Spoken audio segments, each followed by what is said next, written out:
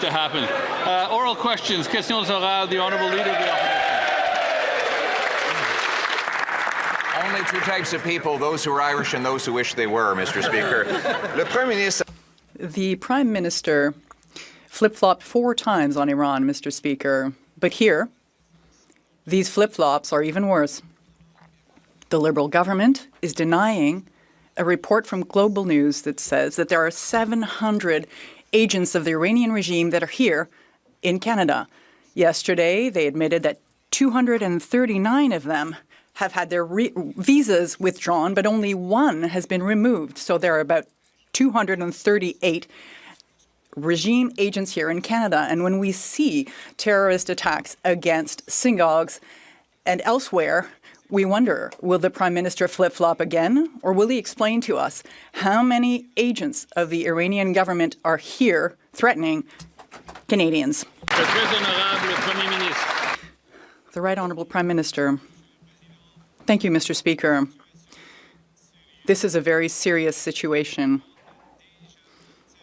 The government has already prevented 10,000 Revolutionary Guard members from this country.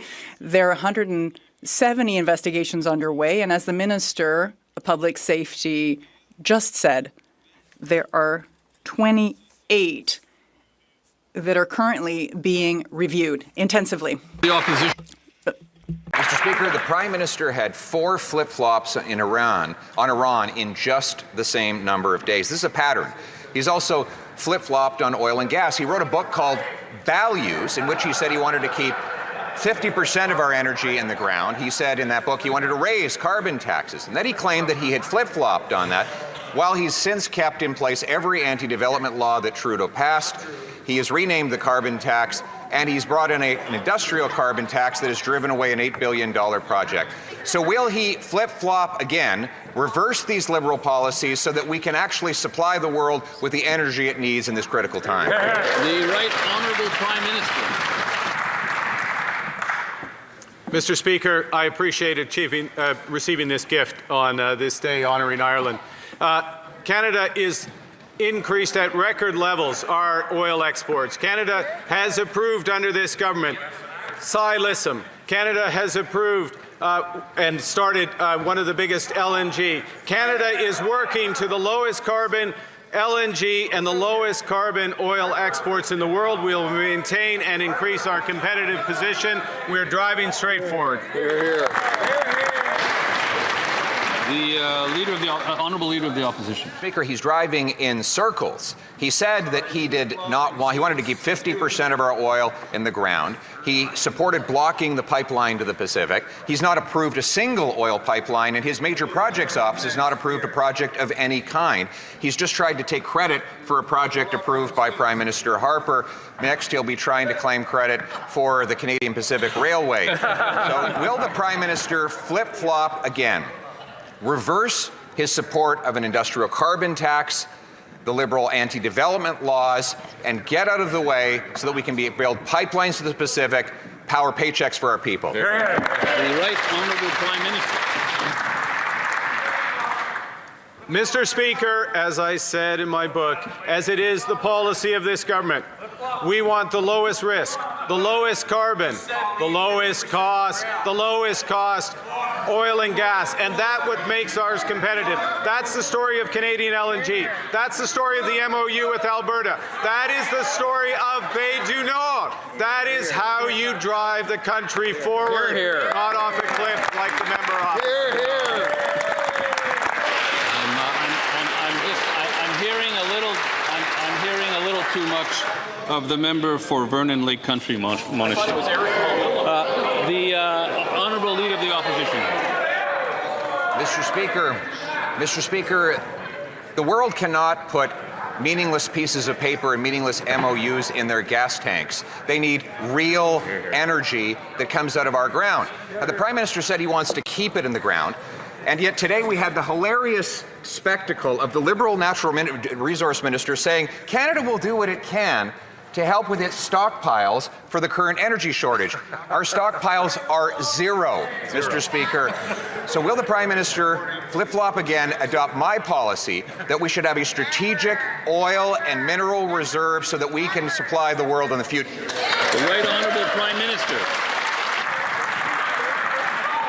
Mr. Speaker, there's many policies of the member opposite I will not adopt. One of them is flip-flopping, jumping around, searching for ridings every election. The second thing I will not adopt is the importance of having the most competitive oil and gas in the world.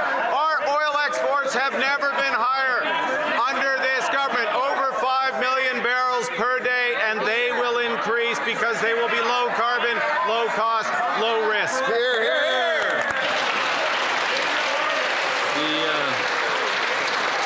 The honourable leader of the opposition.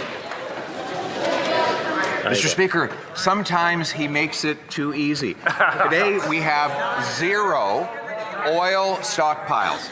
We have a strategic maple syrup stockpile, Mr. Speaker, which the Prime Minister could use to put maple syrup on the pancakes that he flip-flops on. But, Mr. Speaker, we don't have any oil to supply to the world in the time of this crisis.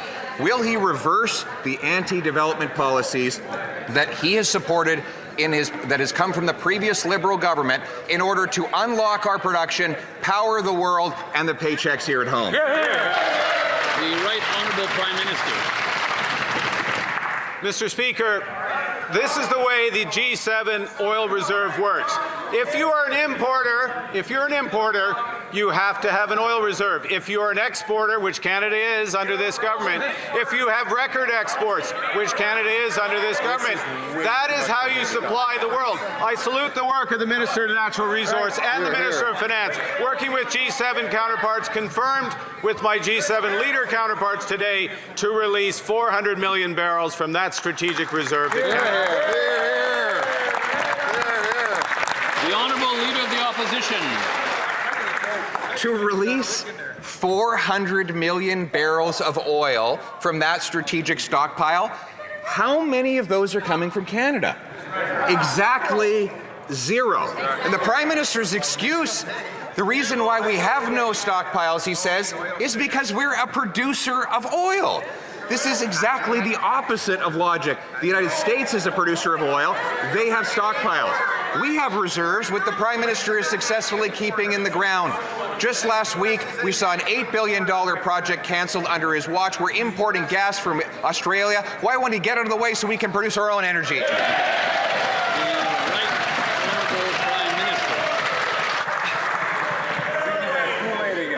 Mr. Speaker, the member opposite thinks he's on a rich vein, but he's tapping a dry well.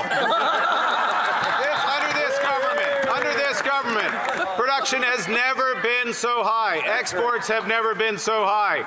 We approve Bay du Nord. We are working with the province of Alberta to produce the lowest cost, lowest carbon oil and gas. We are expanding our exports. We are expanding our future. Hear, hear. The Honourable Member for Saint-Jean. Mr. Speaker, 85,000 seniors have been unable to access their old age security benefits since the new QRAM computer system was implemented. Federal Government Employees Union is already referring to it as the new Phoenix. The cost overruns for the QRAM install are already close to $3 billion. This is 10 times more than SECLIC in Quebec, which caused a real scandal. And when we raise these issues, the minister accuses us of scaremongering. Is the Prime Minister taking the QRAM fiasco more seriously than his minister? And will he launch a commission of inquiry? The Honourable Prime Minister.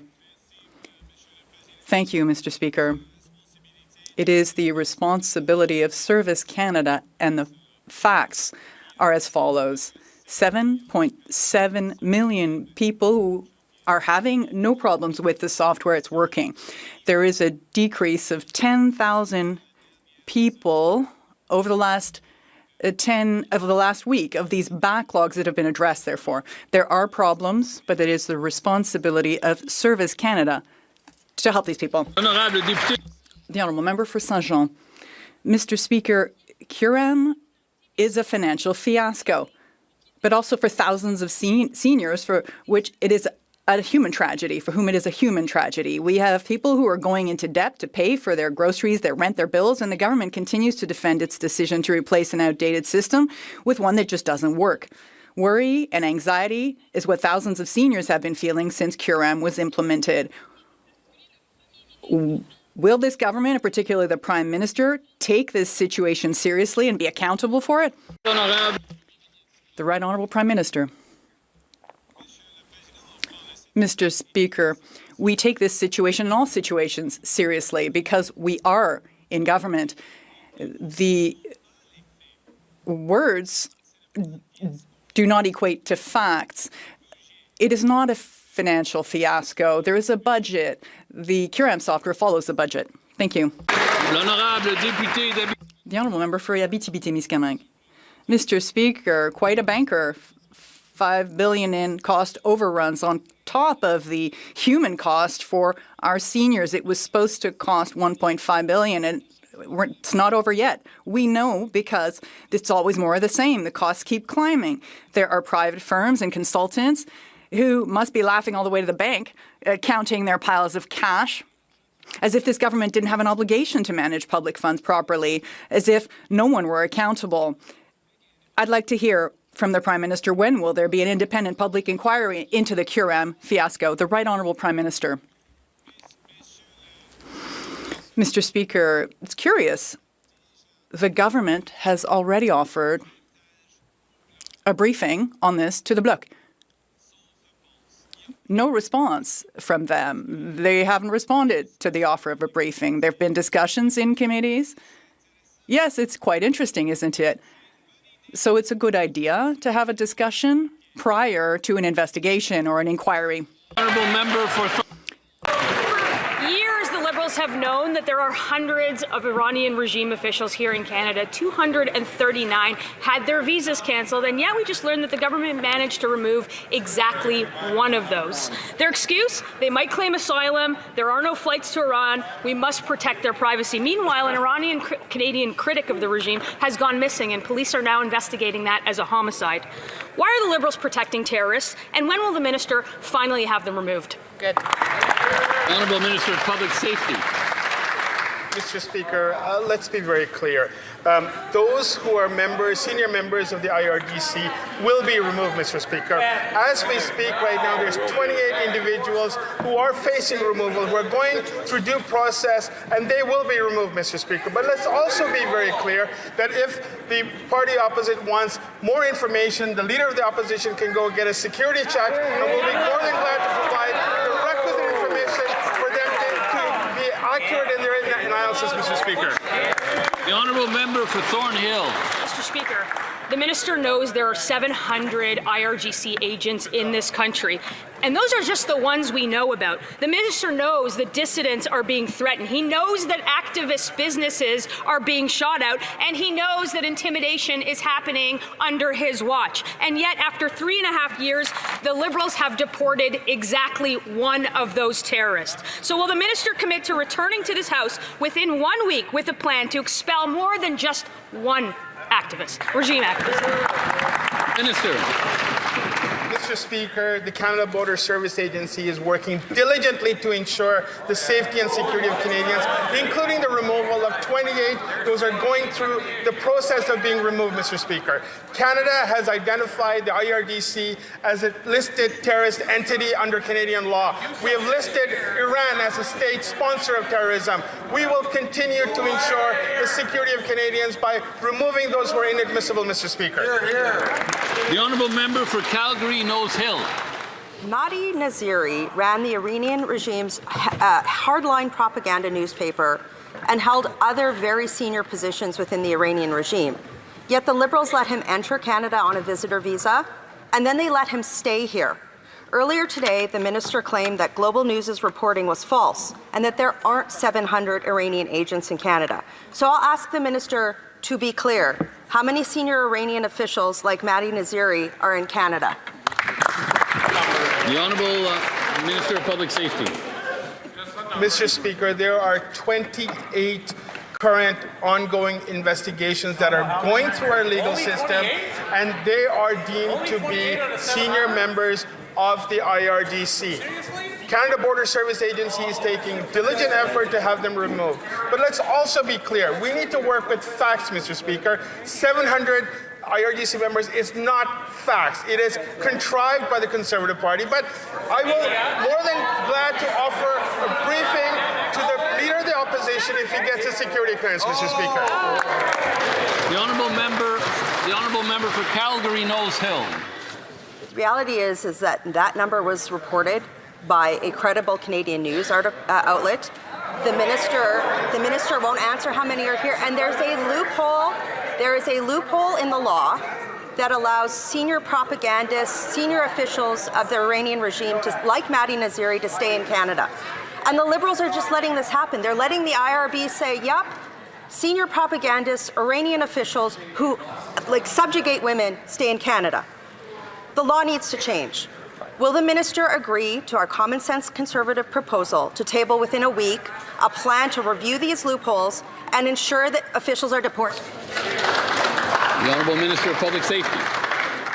Mr. Speaker, there are some important pieces of legislation that are now going through the House for which the opposition has been filibustering and obstructing, Mr. Speaker. What we need right now is to be able to work together to ensure the safety and security of Canadians. The Canada Border Service Agency is working diligently on the removal of 28 individuals who are believed to be members of the IRGC. They will continue to investigate other credible information that goes to them, and we will continue to ensure the safety and security of Canadians.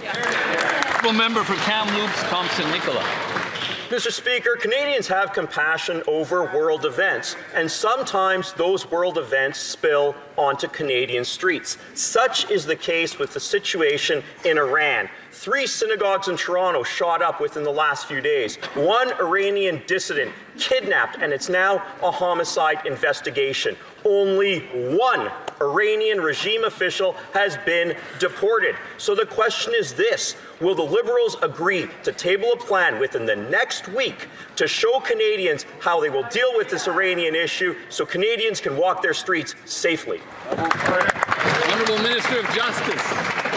Mr. Speaker, my honourable colleague raised a number of issues in his question. One is the reality that many communities are facing when it comes to violence committed against their community of faith. We are all aghast at the horrors of the shooting that's taken place against synagogues in Canada over the last number of weeks, but it's important that we take action to actually provide solace to the communities who are facing such serious public safety threats. This includes funding to help protect the institutions where people practice their faith and pray, but it also includes legislative efforts that will more severely punish hate crimes in this country, including hate crimes committed against communities of faith. Members of this House have an opportunity to support the Combating Hate Act to help provide such protection to communities. I hope we can count on theirs. The Honourable Member for Charlebourg, Haute-Saint-Charles. Mr. Speaker, the Liberals have known for years that there are Iranian regime agents that are here in Canada, yet this week we learned that they've deported only 1 of the 230 cancelled visa holders. And representatives of the Liberal government told the Standing Committee on Immigration they couldn't remove Iranian regime officials because they were allowed to apply for asylum and that their privacy had to be protected. Well, what is the plan to deport these scoundrels from our country? The Honourable Government House Leader.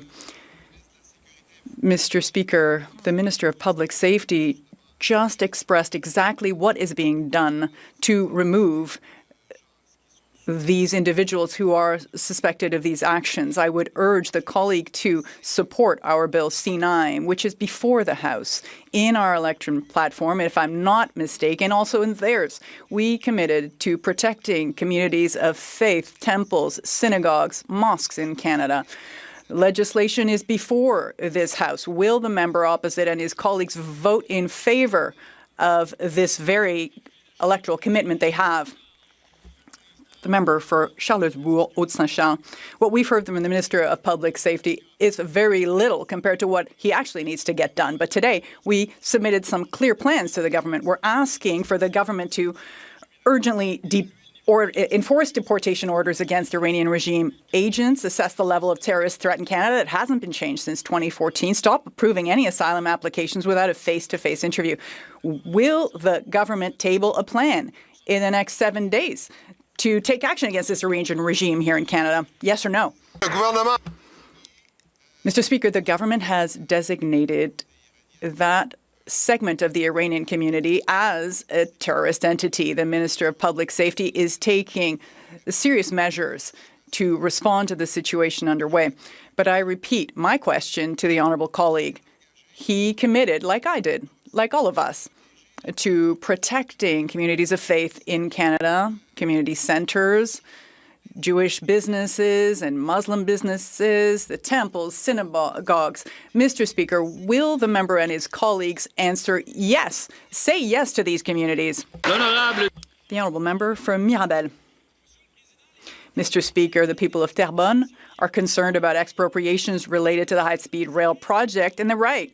Because in Bill C-15, the Liberals weakened the Expropriation Act specifically to limit the rights of landowners along the train route. The mayor of Terrebonne is demanding real public consultations. The Lanaudière UPA fears that our best farmland will be split in two and then abandoned. Everyone's concerned. Why are the Liberals facilitating expropriations and treating Terrebonne residents like second-class citizens instead of working to gain social license? The Honourable Minister of Transport.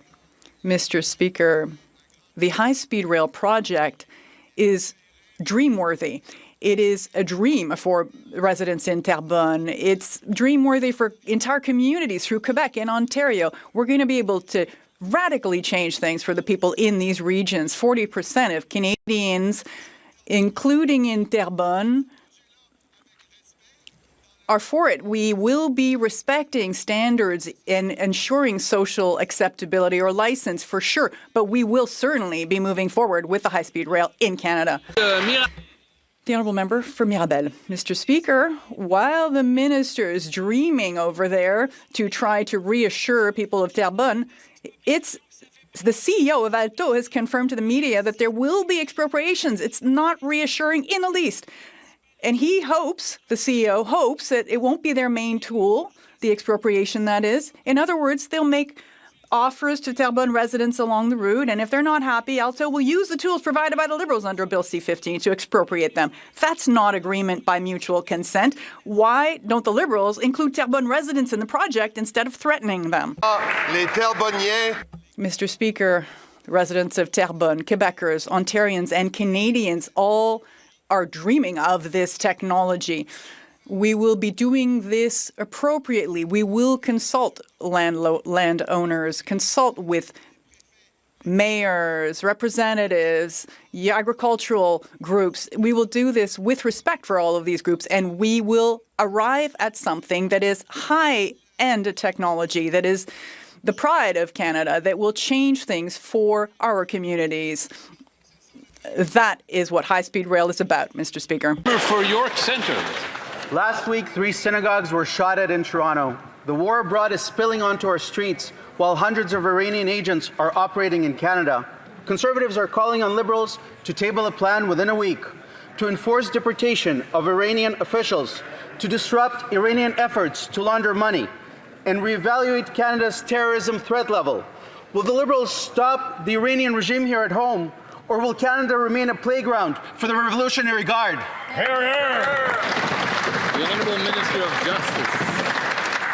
Mr. Speaker, again, my colleague, like one of the previous questioners, raised the very real challenge of communities that are facing hate crimes, including synagogues that are being shot up in this country. We have efforts to intimidate and obstruct people from practicing their faith, not just at synagogues, but at temples, at mosques, at our churches. We need to do more to ensure that people can live freely, not just enjoy rights that are written on paper, that are actually enjoyed in communities. This includes adopting new laws that will criminalize certain behaviors that target people on the basis of their faith. We have an opportunity to support the Combating Hate Act to deliver this outcome now for Canadians. I hope that Conservative members will join us. The Honourable Member for York Centre. Speaker, shooting at synagogues is already illegal.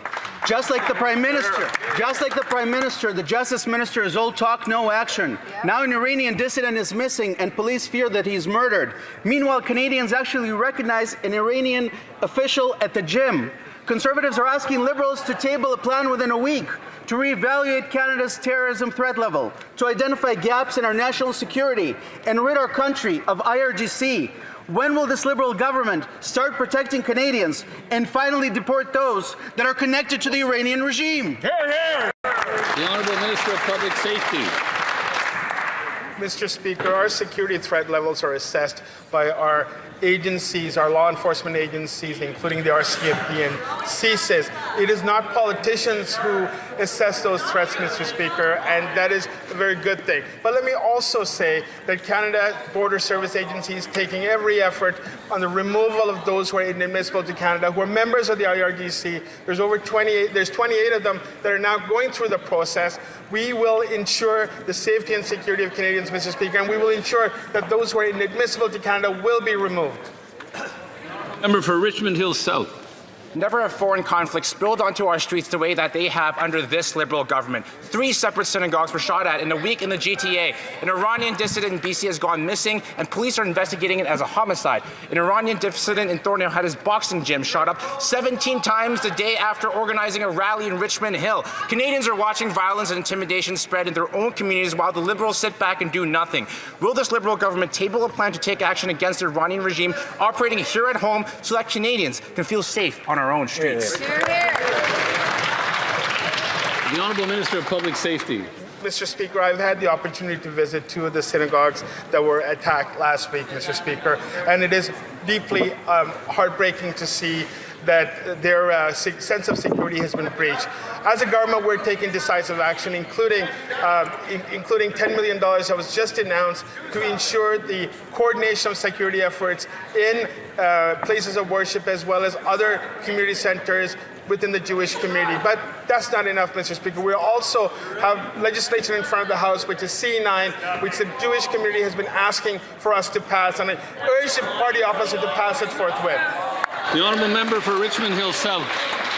Mr. Speaker, Canadians don't need more photo ops, they need results. This week we learned the Liberals have only removed 1 IRGC official after nearly 4 years. At the House Immigration Committee, Liberal officials said that they couldn't deport them because there were no flights to Iran and because they needed to protect their privacy. Conservatives are calling for the enforcement of deportation orders for Iranian regime officials, close loopholes which allow human rights abusers to be admitted, and crack down on the regime money laundering in Canada. I'm going to ask again, when will this Liberal government implement the Foreign Influence Registry, stop rubber stamping refugee claims without in-person interviews, and finally deport the regime agents terrorizing our community? The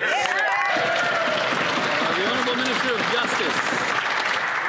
Mr. Speaker, as has been litigated during the debate in this chamber already today, the IRGC has been listed, and that carries with it certain consequences about the inadmissibility of certain individuals. Their files are reviewed, and people who are not allowed to remain in Canada will in fact be removed. The concern underlying the questions in the House of Commons today, though, have to do with the safety of Canadians, including the safety of Jewish Canadians to practice their faith freely during a context where synagogues are being shot up. There is a piece of legislation, the Combating Hate Act, Bill C9, that has been before this House. We have an opportunity to offer protection that communities are asking for. It is a shame that the party opposite will not listen to Jewish Canadians and do what they're asking. The Honourable Member for Windsor West. Mr. Speaker, Canada's sovereignty is not negotiable, but foreign conflicts are spilling onto our streets. 3 synagogues have been shot up this past week. An Iranian dissident has disappeared and police think he may have been killed. But the Liberals are patting themselves on the back because they removed 1 Iranian official linked to the IRGC. There's hundreds more on our streets. The number 1 job of any government is to protect its citizens. They're not doing that. Will this Liberal government table a plan within 1 week to deal with the Iranian agents in our country, on our streets? It's about time they did that. The Honourable Secretary of State for Combating Crime. Mr. Speaker, we do have a plan. That is why we listed the IRGC as a terrorist entity. This provides our law enforcement and CBSA with the tools to hold people inadmissible in our country and then remove them. CBSA is working through the files, and they are removing those with links to the IRGC, Mr. Speaker. This is the plan. Along with that, we are protecting our institutions. We just made an announcement for $10 million extra today to make sure that our religious communities are safe. Honourable Member for Nunavut.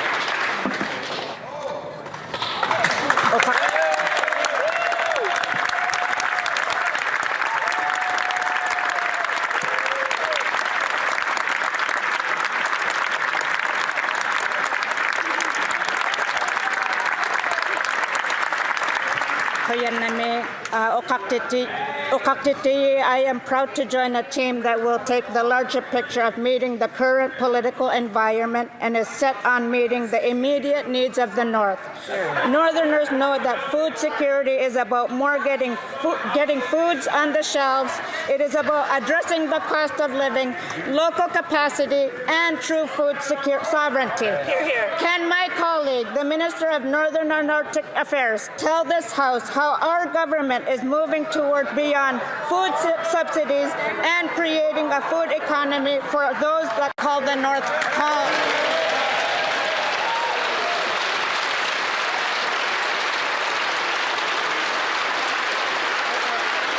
The Honourable Minister of Northern and Arctic Affairs. Mr. Speaker, let me start by welcoming the member of Nunavut to this side of the House. And I also want to acknowledge her strong advocacy for the North, and we know that a subsidy alone will not solve the food insecurity issue in the North. That's why we're looking at moving from a food subsidy to a food economy in the North. And this year alone, we have $200 million that is supporting the evolution of Nutrition North. We're concluding regional engagements at the end of the month with a Food Sovereignty Summit. So I look forward to working with my colleague. The Honourable Member for Newmarket Aurora. Countless seniors in Newmarket Aurora come up and tell me that they've had to leave retirement and find jobs because they're struggling to eat, heat, and afford a roof over their head. And this reality is backed up by data. A new survey from the National Institute on Aging revealed that 1 in 5 Canadians over the age of 50 are living near the poverty line and cannot even cover a $500 emergency. So when will the Prime Minister stop punishing seniors and scrap inflationary Liberal taxes that are making life so unaffordable? Hear, hear. The Honourable Minister of Energy and Natural Resources. Mr. Speaker, this is what Canadians understand. There's a major international war raging. Canadians understand that our allies' supply of energy and their national security are being threatened. Canadians also understand that our actions are limiting those shortages and reducing the impact on prices. Oil production is at an all-time high. Natural gas pipelines are full. Exports on the TMX pipeline are up 100% in the last year. Our LNG facility, the second largest in the world, is now shipping at capacity. The Honourable Member for Newmarket Aurora. Respect to the member, during all my studies and over 15 years working in finance, there's one basic economic truth that always held. When costs go up, prices go up. When competition is fierce, prices come down. Yet during this food affordability crisis, the Liberals are inhibiting competition, all while piling on taxes and regulation on those who grow, ship, and sell our food. So when will this Prime Minister finally apply this basic economic fundamental, cut taxes and regulations so Canadians can get real relief at the grocery aisle? The Honourable Minister. What Canadians understand is when they have good-paying jobs, they can afford things. We are building LNG Canada. We are building Cedar LNG. Yeah, there should not be anyone standing on this side. There should not be anyone standing. Only the Minister should be standing responding. The Honourable Minister from the top, please. Mr. Speaker, through the Major Projects Office, we are giving Canadians good-paying jobs. We are helping them afford the groceries they need, Mr. Speaker. The Honourable Member for Chatham-Kent. Our farmers and fishermen are being punished with unreliable fertilizer supplies and a rising fuel tax to 17 cents that's driving up the cost of everything. Instead of supporting, the Liberals have shuttered agricultural research stations and fueled the G7's worst food inflation. It's outrageous that while he plays economist, 1 in 5 Canadians over 50 is now trapped in poverty, choosing between eating and heating. When will this Liberal Prime Minister accept responsibility for what he can control, scrap the Liberal taxes and policies that are making life unaffordable for Canadians? Honourable Minister of the Environment and Climate Change. Mr. Speaker, let me say it once again. Studies show that the impact of the industrial carbon price on the price of food is zero. If we want to talk about how we're supporting Canadians and Canadian food security, the member from Chatham-Kent-Leamington might be interested in what we're doing to support greenhouse production. It's a big thing in his area, helping farmers in his areas. We're supporting greenhouse farmers with investments and tax incentives to increase capacity and production. That will help Canadian food security. And if you want to talk about taxes, the first thing that this government did, we cut them. Excellent. The honourable member for Chatham-Kent. Mr. Speaker, let me tell you what 15 national ag organizations wrote to the committee. They wrote and said that closing ag research centres will undermine research that they say is fundamental to keeping food affordable. At the same time, the Liberal government is pushing ahead with their fuel tax, which is rising from 7 to 17 cents per litre, while also raising the carbon taxes on steel, aluminum, plastic and farm equipment. All of these Liberal decisions have a direct impact on Canada's ag sector, causing production costs to rise, which get passed on to Canadians at the grocery store. These costs are imposed at home, not abroad. When will these Liberals stop driving up food prices for Canadians? The Honourable Minister of Agriculture and Agri-Food. Thank you, Mr. Speaker. Mr. Speaker, we can't continue down the path. We must change our direction and relevance to research, Mr. Speaker. Let me quote some of the numbers, Mr. Speaker, over the past few years. The research and development system is becoming less diverse. Public investment in agriculture knowledge generation, which includes R&D, has declined by 15%. Private sector outsourced R&D to universities is down 77%. And the number of enterprises conducting research and development has shrunk by 30%. If the other side want to continue down this path, it will put us at an unfair advantage politically, economically, and universally. Thank you, Mr. Speaker. The honourable member for Cambridge. Mr. Speaker, a community member wrote to me about what they are seeing every day. Frail seniors standing outside grocery stores begging for help. Canadians lining up at food banks after a lifetime of work. The National Institute on Aging states 1 in 5 Canadians over 50 are now living at the poverty line. Many cannot afford groceries, heating their homes, essential goods and services, or even a $500 emergency. Rising costs are not driven by events abroad. They are the result of policies imposed here, at home, that continue to make life more expensive. Are the Liberals really telling Canadian families and seniors that they should just lower their standards and accept that life is permanently unaffordable? The Honourable Secretary of State for Seniors. Mr. Speaker, Canadians elected a government that they know they can rely on to support the social fabric of this country, including supporting our seniors. That's why we introduced legislation to reduce taxes for nearly 22 million Canadians. We made the National School Food Program permanent. We launched the Canada Disability Benefit. We ensured that old age security would continue for those who are 65. And let me tell you what seniors like Dava Houston are saying.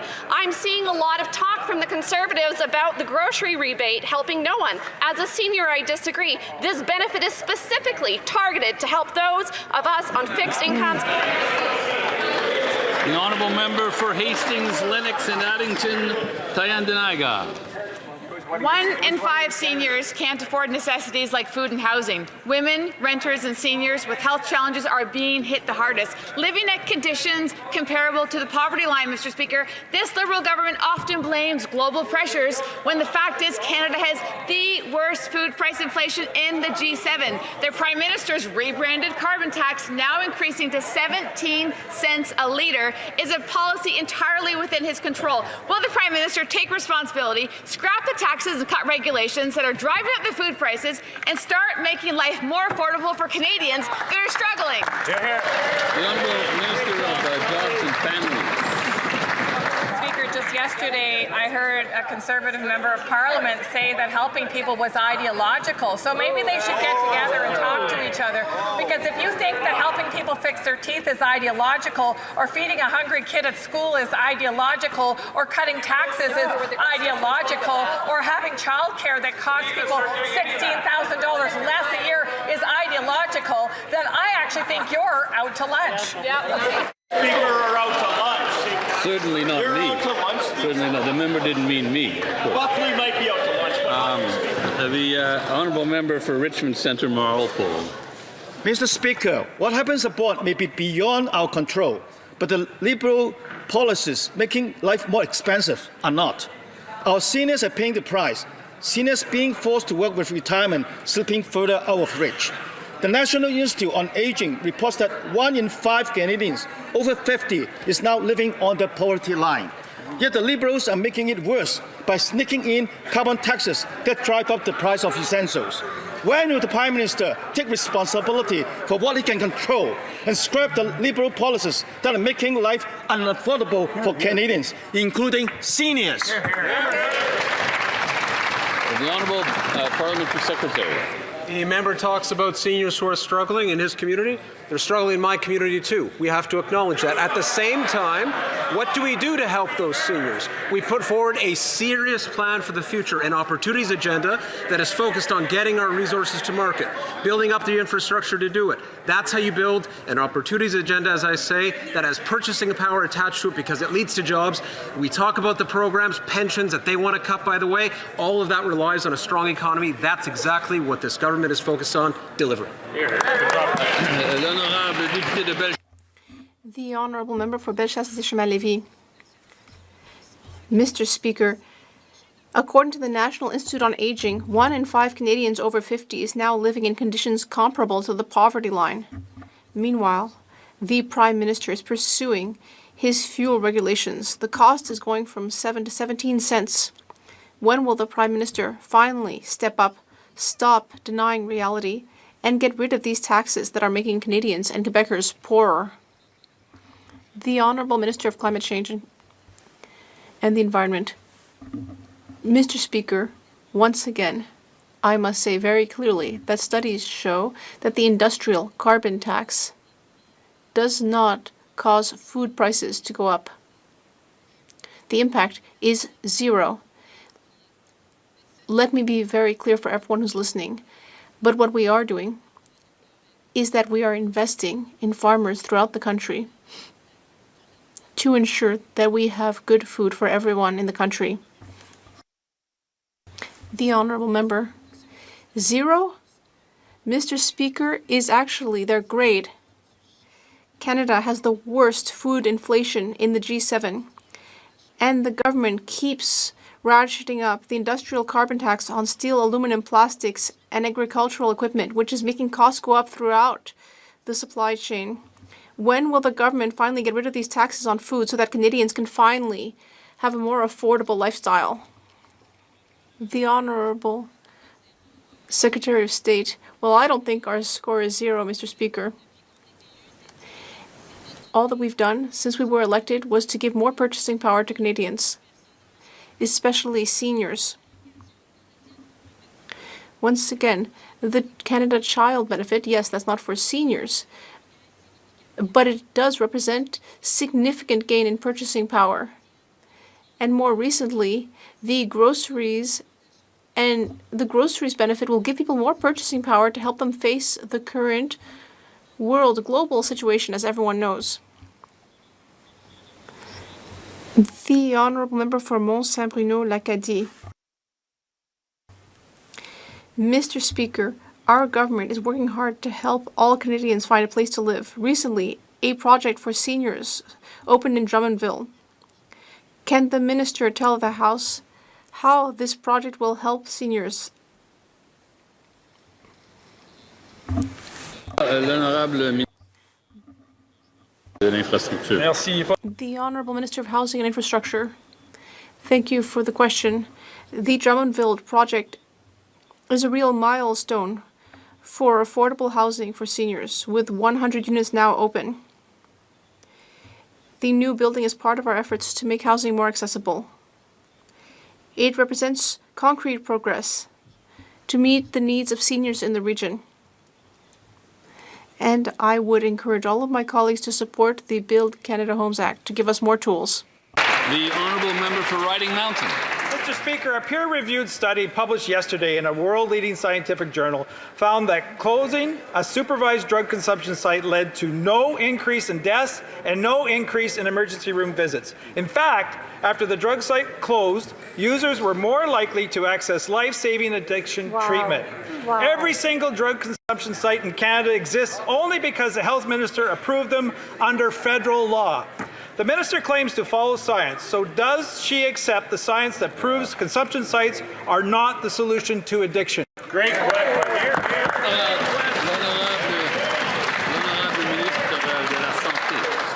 Monsieur le Président. Comme mon collègue le sait déjà, je l'ai répété plusieurs fois, il n'y a pas une seule solution pour résoudre cette crise. Et c'est sûr, il y a différentes recherches qui montrent plusieurs résultats. L'interprétation ne fonctionnait pas. Est-ce que... The interpreter apologizes. The microphone was off.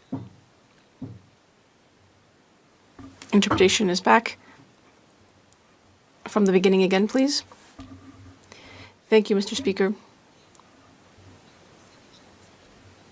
As I have told my colleagues several times, a number of different studies show different results on the matter of supervised consumption sites. And as my colleague knows, there is not one single solution to this question. Supervised consumption sites are there to save lives, which doesn't mean that we can't also have other kinds of treatment. Everything can be done at the same time. Mr. Speaker, this is the first study in Canada to use individual-level linkable health data. That means for the first time, we can see exactly what happened to the people who use these sites. Every drug consumption site in Canada operates under an exemption granted by the federal health minister. So, if the research now says that closing a drug consumption site leads to more people getting life-saving treatment and no increase to deaths, why on earth is this minister still approving them? Here. Thank you, Mr. Speaker. My colleagues should know that the exemptions are when the provinces that fund the supervised consumption sites fund those projects after consultation with their own stakeholders. As I've said before, yes, we are saving lives with these sites, but also we are working hard on treatment. The Honourable Member for Montmorency-Charlevoix. Mr. Speaker, this is another failed Liberal drug policy experiment. The Liberals promised that injection sites would reduce overdose deaths. But in BC, deaths have skyrocketed by 400%. And in Quebec, deaths have doubled. More than 50,000 Canadians are dead. And now a key study from Alberta shows that closing an overdose prevention site did not lead to an increase in deaths, and in fact, more people eventually sought treatment. How many Canadians have to die before Liberals finally put an end to this? Admit that they made a mistake, and finally take a different prevention-based approach. The Honourable Minister of Health. Mr. Speaker, it's very clear that we can walk and chew gum at the same time, which means that at the very same time that we can save lives through supervised injection sites, we can also offer treatment and prevention programs. What's very clear is that we are working in close cooperation with all of the provinces in order to reduce drug consumption rates.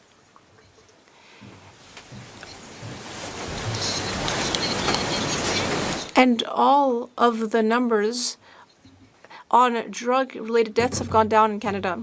I would just like to remind the member that we need to address the colleagues through the chair. East Steveston. Mr. Speaker, in 2025, the Port of Vancouver had a record-breaking year for exports, moving more Canadian goods to global markets than ever before. This is a point of pride for my city, my constituents in Richmond East, Steveston, who help power this success every day through their work in trade, transportation, and port operations. Could the Minister of International Trade update this House on what this record-setting year at the Port of Vancouver means for Canadian workers and for Canada's growing trade opportunities? Hear, hear. The Honourable Minister of International Trade. Mr. Speaker, the member for Richmond, BC has been a tireless champion for the Port of Vancouver and its workers. We're talking about 170 million tons of cargo, the highest in the port's history. That's more exports to China, South Korea, Japan, the Middle East, and more. Non-U.S. exports up by 17% in 2025, and we aren't stopping there, Mr. Speaker. We are signing record number of trade agreements to open new opportunities for the workers that are producing world-class products to get products out the door. This is how we build Canada strong. Thank you, Mr. Speaker. The Honourable Member for Ponoka-Didsbury. Mr. Speaker, yesterday the Liberals tried to clarify the rules behind their ridiculous gun grab scheme. Canadian soldiers deployed before the gun grab program started will return after the amnesty period ends. This means they have no opportunity to declare their firearms under this gun grab policy. Because of this, many Armed Forces members will return to Canada as criminals because the Liberals won't extend the amnesty period. This is very troubling. If the Liberals trust our deployed soldiers with the biggest guns we have, why on earth would they not trust them with their plinksters and turkey guns when they get home?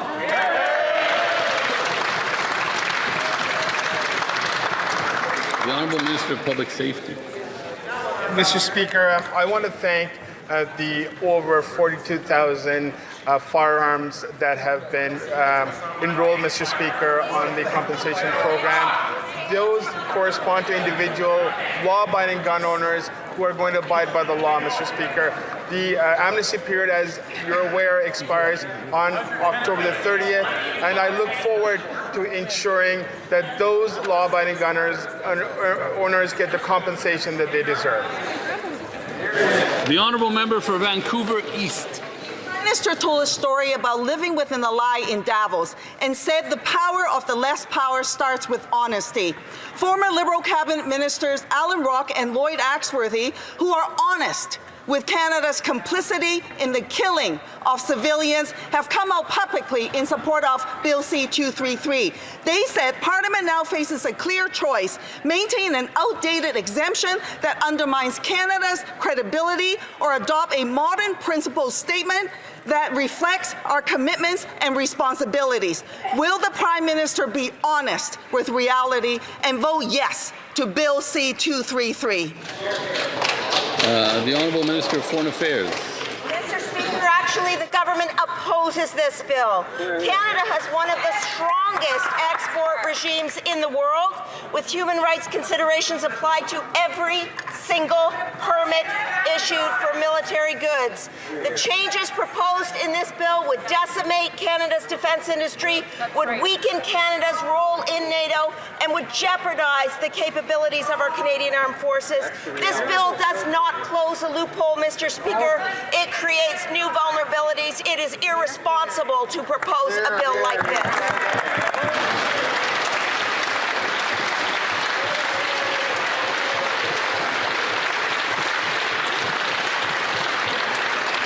I wish to draw the attention of members to the presence in the gallery of Mr. Dara Kaliri, Minister for Social Protection and for Rural and Community Development, and the Gaeltacht of Ireland.